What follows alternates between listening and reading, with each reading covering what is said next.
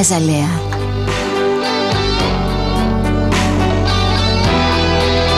Η αζαλέα, όπως είπαμε πιο πάνω, είναι και αυτή ροδόδεντρο, αν και δεν ψηλώνει τόσο πολύ και το σχήμα του φυτού είναι διαφορετικό.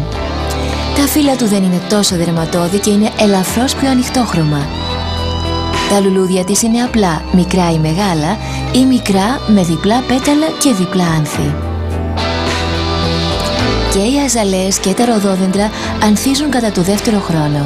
Υπάρχουν παρόλα αυτά συγκεκριμένα είδη που παράγουν υπέροχα άνθη από τον πρώτο κιόλας χρόνο. Αν σκοπεύετε να τα καλλιεργήσετε σε εξωτερικό χώρο, μην ξεχνάτε να ζητάτε από τον ανθοπόλη σας ανθεκτικά υβρίδια που θα αντέχουν σε χαμηλές θερμοκρασίες. Αν θέλετε μια αζαλέα για εσωτερικό χώρο, αγοράστε μια ινδική αζαλέα η οποία θα ανθίσει το χειμώνα. Προετοιμάζοντας το χώμα. Για να δημιουργήσετε ένα ιδανικό περιβάλλον καλλιέργειας για φυτά των ταρατσών, θα χρειαστείτε αρκετές ποσότητες τύρφης, άμμο, σπόρους για γλάστρες και χώμα υψηλής περιεκτικότητας σε οργανική ύλη, όπως αποσανθρωμένο ρίκι, φύλλα καστανιάς ή πευκοβελώνες.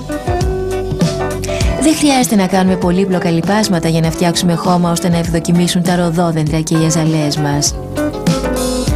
Ένα μείγμα από χώμα ρίκι και άμμο σε αναλογίες 3:1. 3 μεζούρες χώμα ρίκι με 1 μεζούρα άμμου. Το λίπασμα δεν είναι απαραίτητο, φτάνει το πάνω στρώμα να ανανεώνεται κάθε χρόνο.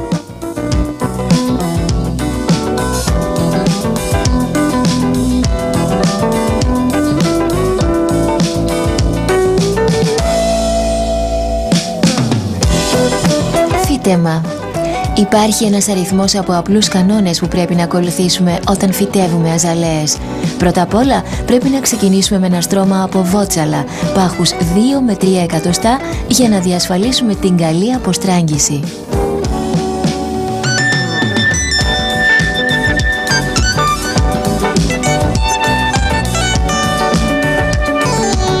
Καλύπτουμε τα βότσαλα με ένα στρώμα από το λίπασμα που ετοιμάσαμε ή με ένα στρώμα χώμα ρίκι.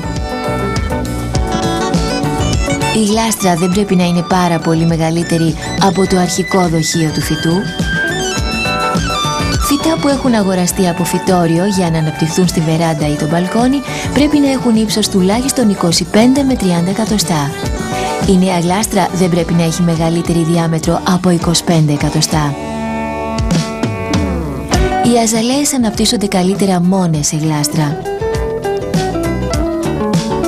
Δεν είναι καλή ιδέα να τις βάλουμε σε μεγαλύτερα δοχεία με άλλα υποδείγματα, αφού αυτού του είδους το περιβάλλον είναι ιδανικό για να αναπτυχθούν οι ρίζες του και να μεγαλώσει το φυτό. Μόλις τοποθετήσετε την αζαλέα σας στη γλάστρα της, γεμίστε τα άδεια σημεία με χώμα, φροντίζοντας να μην αφήσετε κενά στη βάση της γλάστρας.